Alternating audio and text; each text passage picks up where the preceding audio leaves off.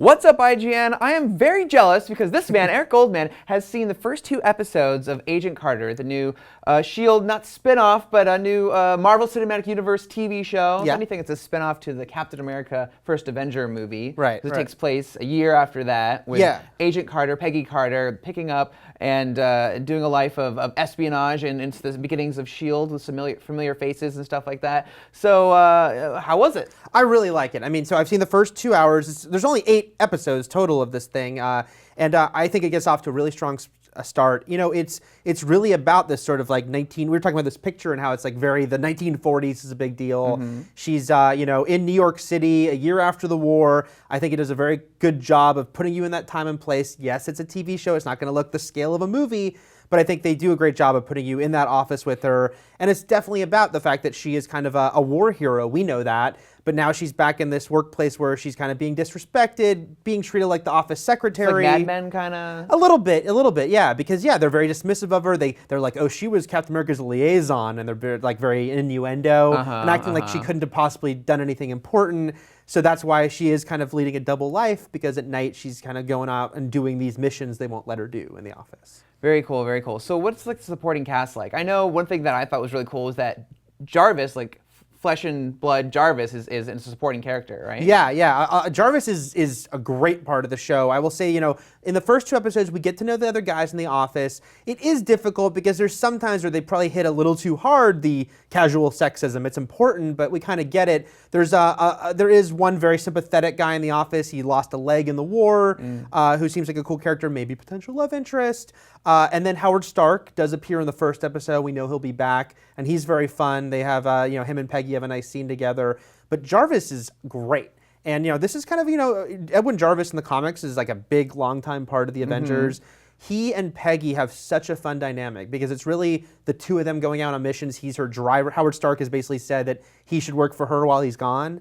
And so he's her driver, he's her assistant, he helps her. Sometimes he does get involved in the action. Very cool. But he's it's very like the stuffy British guy who's sort of unflappable. What I really like is there's not a will they or won't they thing. He's got a wife. It's just 2 very different people who have that kind of bickering sibling dynamic. And I think fans are really going to like the whole Jarvis-Peggy dynamic. Very cool, very cool. How does this work as, the first female-led Marvel property? We haven't, at least in the modern era, we haven't had any like female-led movies or anything. Yeah. This TV show she's the title character. So how is it? What do you think of that dynamic and how they're using it? I think it's great. I mean, look, I go into this really liking Peggy Carter. I think Haley Atwell's been great in the role. I think that she has proven herself both in Captain America: The First Avenger and especially in the one shot they did that was almost a pilot for Agent Carter.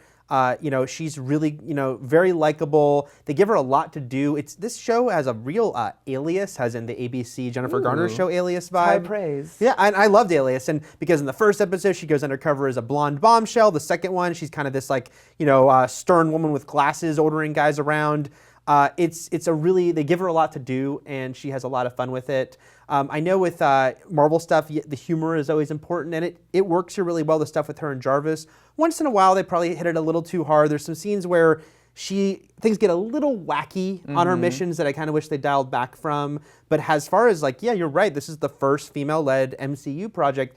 I think it is great, and I think it's fun because it is very different. Yes, S.H.I.E.L.D's also sort of a spy show, but the fact that this has the period setting and is really, people are like, oh, it's another superhero show without the superheroes. It's not a superhero show, it's a spy show, and I think it works really well on that level. But she does live the dual life, it sounds like, which Right. sounds really cool. That's got me interested. Yeah, that is a cool way to have, the I guess the superhero nod is that there is the secret identity aspect, and the fact that she is sneaking around behind her boss's backs, and there is a lot of the things she's having to keep the other people at the SSR from finding out, and files and pictures, and to not be spotted places she's not supposed to be. I think that's a really fun aspect as well. Cool. So here's a big question I have, just sort of overall, S.H.I.E.L.D.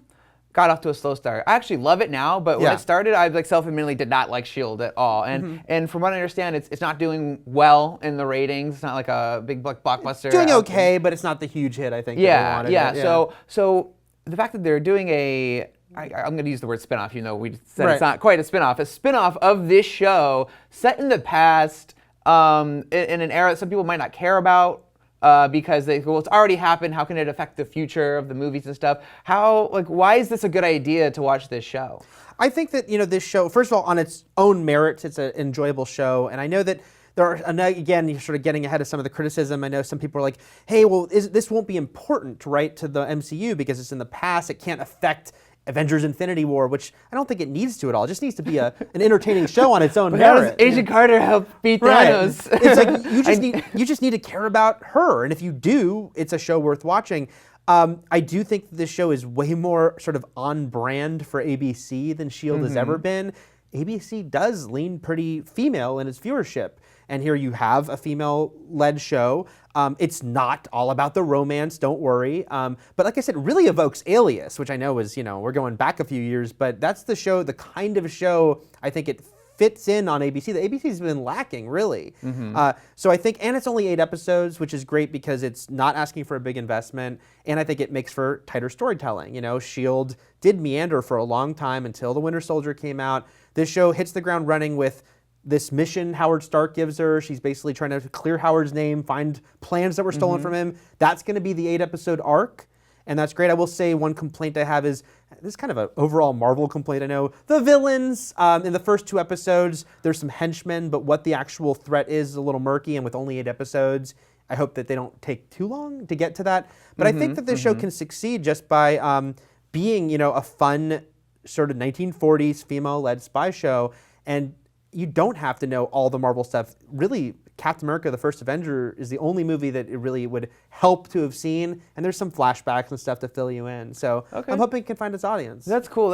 Okay, so your review is already up on the site for the first episode. When this airs on Tuesday, tomorrow, the review of the second episode, because it's a 2-part premiere, right? 2-hour premiere. That's going to go up on the site as well, so check that out when it's on there. And for all things Agent Carter, keep it locked on IGN.